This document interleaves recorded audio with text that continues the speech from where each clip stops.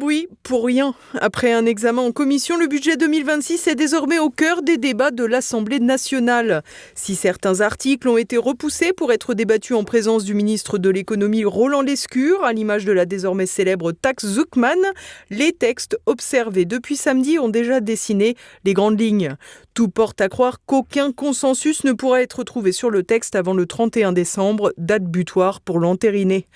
Dans un palais Bourbon divisé en 3 blocs aux bordures fluctuantes, tout indique que l'Assemblée restera irréconciliable. Ce lundi, tandis qu'une partie des députés siégeaient en commission des affaires sociales pour examiner le projet de loi de finances de la sécurité sociale, d'autres étaient dans l'hémicycle pour observer le volet recettes du budget. Et qui dit recettes pour l'État, dit impôts pour les Français. Un point qui ne recueille pas le consensus. Malgré l'absence de députés Reconquête à l'Assemblée nationale, Éric Zemmour a le mérite d'être très clair sur ce point. C'est que nous sommes le pays le plus taxé du monde, donc il faut baisser les taxes, toutes les taxes.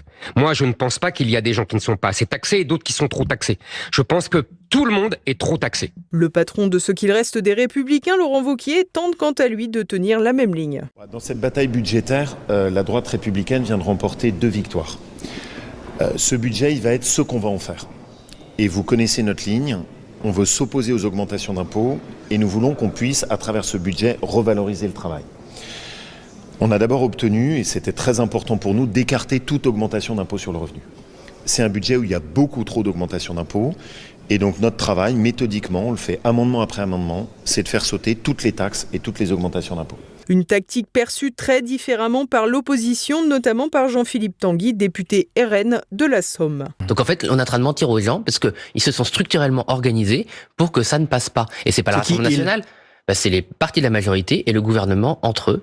Il y avait une jauge de limitation des amendements. Le Rassemblement national a respecté sa jauge avec l'UDR. Le Parti socialiste, je suis honnête, a respecté sa jauge. Et les membres du bloc central, Renaissance et LR en particulier, ont fait exploser le compteur. Ils sont à 1500 amendements. Donc ils font de l'obstruction parlementaire. Bien sûr qu'ils font de l'obstruction parlementaire avec le cœur sur la main.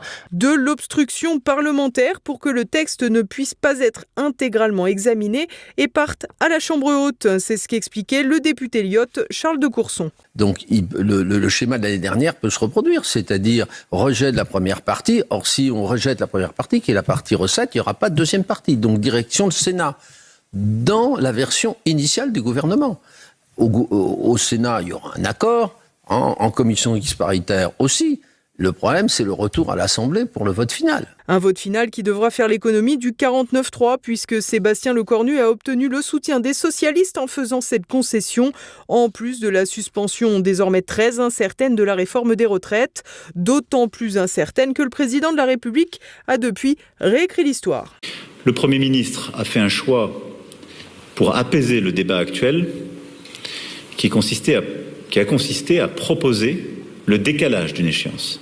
Je le dis ici parce que ça n'est ni l'abrogation ni la suspension, c'est le décalage d'une échéance. Un revirement qui a littéralement ridiculisé à la fois le Premier ministre et le Parti socialiste, lequel avait déjà été accusé d'avoir maintenu Sébastien Lecornu pour ne pas risquer une dissolution dans laquelle il finirait par perdre des sièges de députés.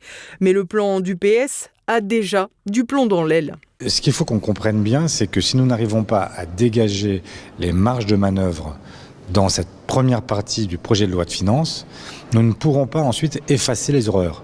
Donc, dans ces cas-là, si nous n'avons pas obtenu gain de cause dans cette première partie du projet de loi de finances, nous ne pourrons évidemment pas approuver la suite et donc nous serons amenés effectivement à voter contre et censurer. Tout ça pour ça. Les socialistes auront donc uniquement contribué au maintien d'un gouvernement absolument incapable de faire passer un budget au Parlement, un tour de magie signé Emmanuel Macron.